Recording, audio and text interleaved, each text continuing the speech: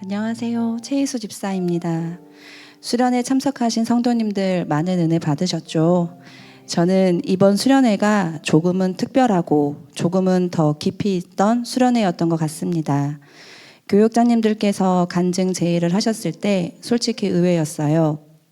왜냐하면 이번 수련회에 처음 참석하시는 분들도 많으셨고 그분들 가운데 많은 은혜를 받으신 분들도 많다는 걸 알았기에 그분들이 아닌 왜 나일까라고 생각했답니다. 그래도 순종의 마음으로 여기 계신 성도님들과 지난주 강화 수련회로 되돌아가고자 합니다.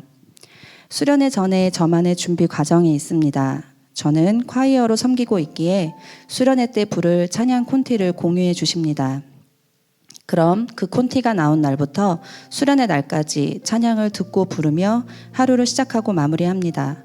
싱어팀은 아니지만 몸 찬양도 찬양이기에 가사를 익히고 찬양을 통해 내가 먼저 은혜 받고 감동받으면 몸으로 그대로 표현되는 듯 합니다. 시은수 예배 때도 마찬가지고요. 그리고 나름의 운동을 통해 체력을 키우고 체중 감량도 합니다. 허나 이번 저의 수련회 준비는 정말 엉망진창이었습니다. 몇 달 전 발목에 힘줄이 끊어지는 사고를 겪고 다른 한쪽 다리로 지탱을 하다 보니 멀쩡하던 다리마저 족저근막염으로 걷기도 서 있기도 힘든 상황이 돼버렸습니다. 그리고 사람과의 관계에서 오는 갑작스런 사탄의 장난질은 끝이 없이 밀어붙이더군요. 아픈 거야 약 먹고 바르고 뿌리고 붙이면 된다지만 인간 관계에서 오는 힘듦은 해결점이 없으니 낙심에 빠질 그쯤 이 어리석은 자야 분별력을 가져. 너 수련회 엉망으로 만들려고 사탄이 신방 왔잖니. 정신 차려. 라는 울림을 느꼈습니다. 그날로 찬양을 들으며 필사에 들어갔는데 마침 욥기서 필사가 시작되었습니다. 사탄의 시험으로 전 재산과 자식들을 잃었음에도 입으로 범죄하지 않았던 욥기를 필사하는데 저의 죄악된 모습이 보였습니다. 바로 저의 아이에게 행하는 저의 그릇된 모습들과 입 밖으로 내뱉는 저의 부정한 말들이 떠올랐습니다. 이번 수련회 때는 다른 기도보다 아이를 위한 기도, 이 아이를 이해할 수 있는 마음을 구해야지라는 마음뿐이었습니다. 이 시간 너의 맘속의 찬양으로 수련회가 시작되었습니다. 갑자기 눈물이 터졌습니다. 이 찬양은 제가 아이 신생아 때부터 자장가로 불러주는 찬양입니다. 첫 소절 시작하자마자 신생아 때의 아이 모습이 파노라마처럼 펼쳐지며 주세요 기도가 아닌 지금까지 아이를 건강하게 보살펴 주신 하나님께 감사의 기도가 나왔습니다. 첫 찬양부터 하나님이 저를 위해 준비해 주신 듯 했습니다. 기도하고자 했던 저의 기도 제목에 이것만으로도 충분한 주님의 응답이었습니다. 콰이어 자리에서 아이를 바라보며 하나님께 용서를 구하고 나의 욱함과 혈기를 인정하며 인격적인 하나님과의 만남을 구했습니다. 감정이 추스려질 즈음 제 눈엔 저의 아이 외에 중고등부와 각자의 자리에서 열심을 다해 헌신하는 갈렙 청년부들, 영유아 아동부 친구들까지 한 명 한 명 눈에 보이더군요. 사실 제 눈 시력이 거의 반 장님이라 앞자리에 앉아도 목사님 눈조차 보이지 않습니다. 헌데 이날은 아이들 얼굴이 너무나 또렷하게 보이는 거 아니겠어요? 그날 저녁 첫 기도회 때 저는 분명 저의 아이를 위해 기도하고자 했지만 제 입술은 다음 세대인 이 아이들을 위해 기도하고 있었습니다. 그 어느 때보다 뜨겁게 울부짖으며 내가 본 아이들의 얼굴을 하나하나 곱씹으며 말이죠. 그리고 제 아이도 소중한 다음 세대라는 걸 새삼 느끼게 되었습니다. 힘든 세상에 구별된 삶, 분별력 있는 삶, 하나님께 쓰임받는 삶이 되게 해달라고 귀하고 귀한 이 다음 세대 아이들을 위해 2박 3일 동안 기도하게 하신 하나님 너무 감사합니다. 기도회가 끝나고 용기 내어 감동이 오는 아이들을 안아주었습니다. 전에는 그런 감동이 와도 부끄럽고 이상해 보일까봐 거부하고 그냥 지나쳤거든요. 이 집사님 왜 이래? 라고 생각했을 수도 있었겠지만 마음이 감동이 오는 대로 순종했어요. 그리고 기도하고 계시는 성도님들께도 용기 내어 다가가 손을 뻗고 함께 기도했습니다.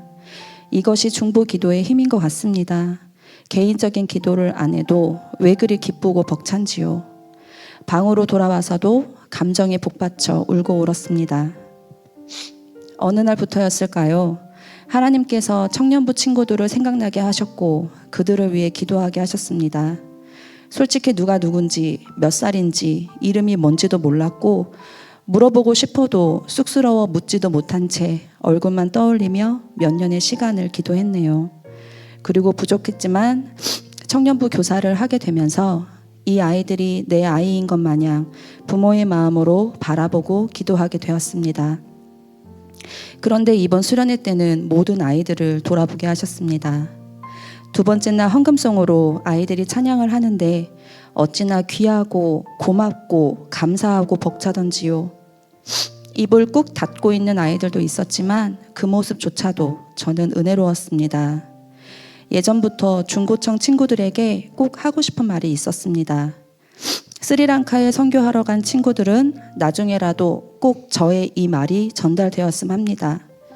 지겹게 들었겠지만 배우자를 위한 기도, 앞으로 너희들이 꾸려나갈 가정을 위한 기도를 지금부터 구체적으로 꼭 했으면 합니다.